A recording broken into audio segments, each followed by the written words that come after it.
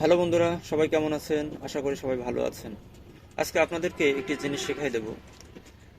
অনেক সময় দেখা যায় কি আমরা মোবাইল চাপতে চাপতে বিরক্তিকর অ্যাড চলে আসে।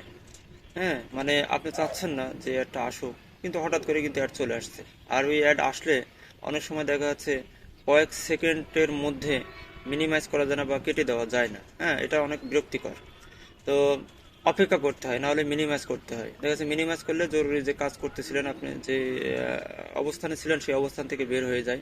আজকে আমি আপনাদেরকে শেখাই দেব যে এই বিরক্তিকর অ্যাড কিভাবে আপনার মোবাইল থেকে একেবারে রিমুভ করবেন বা ওই অ্যাড আসা বন্ধ করবেন।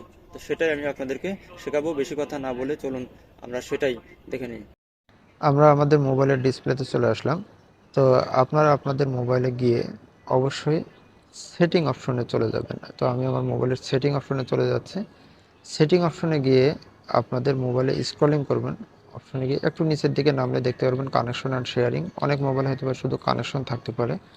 তো আমি চলে যাচ্ছি আমার মোবাইলের কানেকশন অ্যান্ড শেয়ারিং অপশনে। তো নিচের দিকে স্ক্রলিং করলে দেখতে পারবেন সামান্য খানিকটা নিচে যে প্রাইভেট ডিএনএস, এই যে অপশনটুকু, হ্যাঁ, প্রাইভেট ডিএনএস। এই প্রাইভেট ডিএনএস আমি ঢুকে গেলাম। আমি দেখতে পাচ্ছি আমার মোবাইলে প্রাইভেট ডিএনএসে অটো মোডটা সিলেক্ট রয়েছে। তো এই অটো মোডটা সিলেক্ট থাকলে অবশ্যই আপনার মোবাইলে অ্যাড চলে আসবে। তো এটা হলো প্রবলেম। আপনি অটোর নিচে দেখেন লেখা আছে private DNS provider host name, এই যে এটা।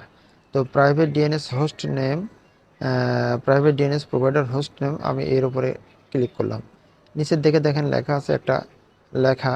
এই লেখাটা আপনারা ভালোভাবে দেখে নেন, হ্যাঁ, স্ক্রিনশট দিয়ে রাখেন দরকার হয়। লেখা আছে dns.adguard.com।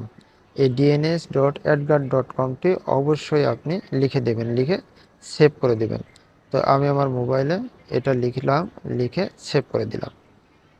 দেখেন প্রাইভেট ডিএনএসে এখন dns.adguard.com সিলেক্ট করা থাকলো।